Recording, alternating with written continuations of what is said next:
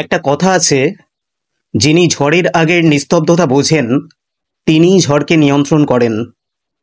নরেন্দ্র দামোদর দাস মোদী ভারতের প্রধানমন্ত্রী এমনই একজন ব্যক্তিত্ব। তার পদক্ষেপ কেউ আগে থেকে ধরতে পারে না, তার পরিকল্পনা কেউ আজ করতে পারে না। আর সেই অপ্রত্যাশিততার জাদুকরী ছোঁয়া আমরা দেখলাম ব্যাংককের বিমস্টেক সম্মেলনে। জুলাই বিপ্লবের পর গত ৮ মাসে ভারত বাংলাদেশ সম্পর্কে যে তিক্ততা জমে উঠেছিল, যে ভারত বিদ্বেষী ক্রিয়াকলাপের স্রোত বয়ে গিয়েছিল, তারপরও শেষ মুহূর্তে মোদী বাংলাদেশের অনুরোধে সাড়া দিয়ে মোহাম্মদ ইউনূসের সঙ্গে বৈঠকে বসলেন। কিন্তু প্রশ্নটা থেকে যায়, এই বৈঠক কি সত্যিই সম্পর্কের উষ্ণতা ফেরানোর জন্য, নাকি ভারতের হিমশীতল দৃষ্টির আরেকটি প্রকাশ? হ্যালো ফ্রেন্ডস, আপনারা দেখছেন ডেইলি স্কুপ শো এবং আপনাদের সঙ্গে আমি সঞ্জীব। ভিডিওটি যদি ভালো লাগে তবে লাইক, শেয়ার, সাবস্ক্রাইব করে পাশে থাকবেন। আর পরবর্তী পর্বের নোটিফিকেশন পেতে অবশ্যই বেল আইকনটি প্রেস করতে ভুলবেন না। আজ থাইল্যান্ডের বিমস্টেক সম্মেলনে যা ঘটল তা শুধু দুই দেশের সম্পর্কের নয়, একটা জাতির অটল নীতি, একটা সভ্যতার অঙ্গীকার আর একজন নেতার দূরদৃষ্টির। 2024 সালের জুলাই বাংলাদেশে ছাত্র আন্দোলনের আগুন জ্বলে ওঠে।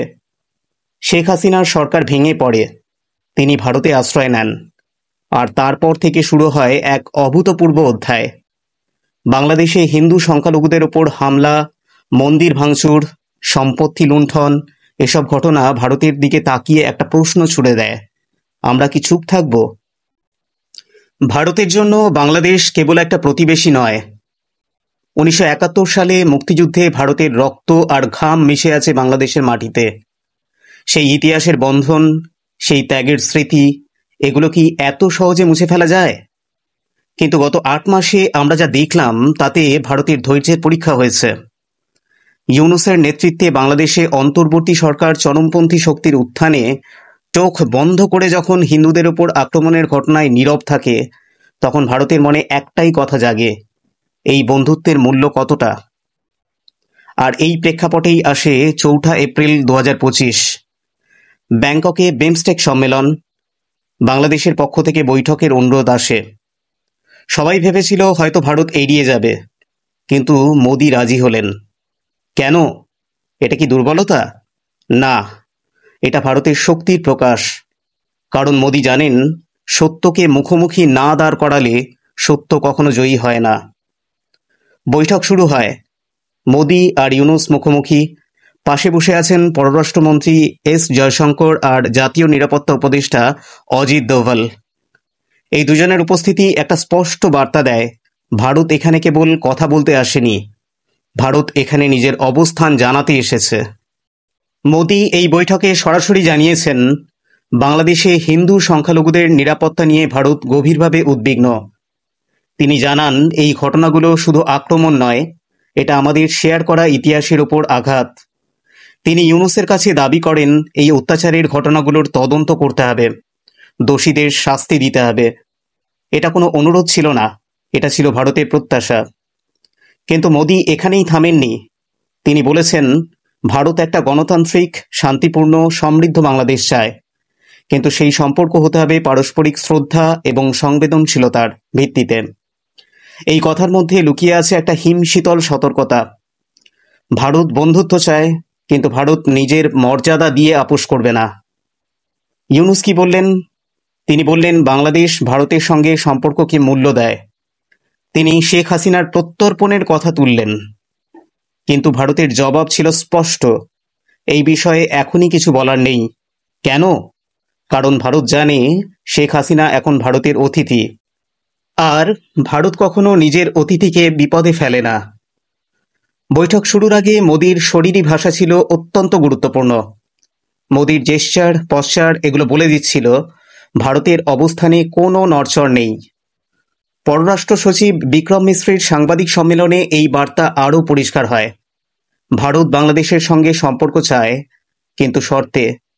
আর এই শর্ত হল সংখ্যালঘুদের নিরাপত্তা, চরমপন্থার বিরুদ্ধে লড়াই, আর ভারতের অখণ্ডতা এবং সার্বভৌমত্বের প্রতি সম্মান।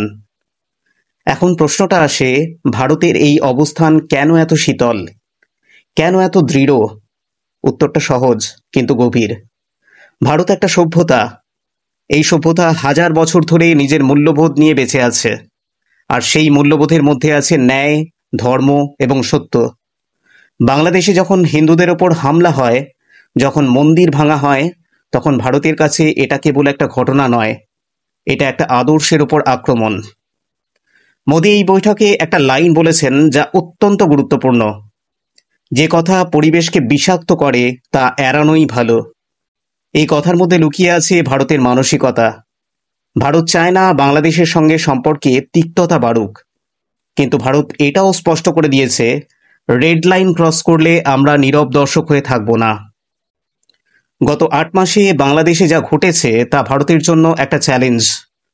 চরমপন্থী শক্তির উত্থান, ভারত বিরোধী বক্তব্য, সংখ্যালঘুদের ওপর আক্রমণ, ভারতের সার্বভৌমত্ব এবং অখণ্ডতাকে বারবার হুমকি, এগুলো ভারতের জন্য লাল রেখা। মোদী এই বৈঠকে ইউনুসকে স্মরণ করিয়ে দিয়েছেন ১৯৭১ সালে ভারত বাংলাদেশের পাশে দাঁড়িয়েছিল, কিন্তু সেই বন্ধুত্ব একতরফা হতে পারে না। এই হিমশীতল দৃষ্টির পেছনে আরেকটা কারণ আছে, ভারতের ভূরাজনৈতিক স্বার্থ। বাংলাদেশ যদি চরমপন্থার কাছে নতি স্বীকার করে, যদি ভারতের প্রতি শত্রুতা বাড়ে, তাহলে এই অঞ্চলের স্থিতিশীলতা বিপন্ন হবে, আর ভারত তা মেনে নেবে না। মোদীর এই বৈঠক ছিল একটা সতর্ক বার্তা, ভারত ধৈর্য ধরতে পারে, কিন্তু ভারত ভুলে যায় না। তাহলে এই বৈঠকের পর ভারত বাংলাদেশের সম্পর্ক ঠিক কোথায় দাঁড়ালো? সত্যি বলতে এটা কোনো উষ্ণতার গল্প নয়, এটা একটা শীতল কিন্তু স্পষ্ট বার্তার গল্প। মোদী ইউনুসকে স্পষ্ট বলে দিয়েছেন, ভারত বন্ধুত্বের হাত বাড়িয়েছে, কিন্তু সেই হাত ধরতে হলে বাংলাদেশকে নিজের দায়িত্ব পালন করতে হবে। ভারতের অবস্থান এক চুলও বদলায়নি। সংখ্যালঘুদের নিরাপত্তা, চরমপন্থার বিরুদ্ধে লড়াই আর পারস্পরিক শ্রদ্ধা, এই ৩টে শর্তে ভারত অটল। বাংলাদেশ যদি এই পথে হাঁটে, তাহলে সম্পর্ক আবার প্রস্ফুটিত হয়ে উঠতে পারে, কিন্তু যদি না হাঁটে, তাহলে ভারতের এই হিমশীতল দৃষ্টি আরও তীক্ষ্ণ হবে। শেষ কথা হিসেবে বলি, মোদিজির এই অপ্রত্যাশিত পদক্ষেপ ছিল একটা মাস্টার স্ট্রোক। তিনি বৈঠকে বসে বাংলাদেশকে আয়না দেখিয়েছেন, এখন বল বাংলাদেশের কোর্টে। ভারত অপেক্ষা করছে যে বাংলাদেশের পক্ষ থেকে কী জবাব আসে।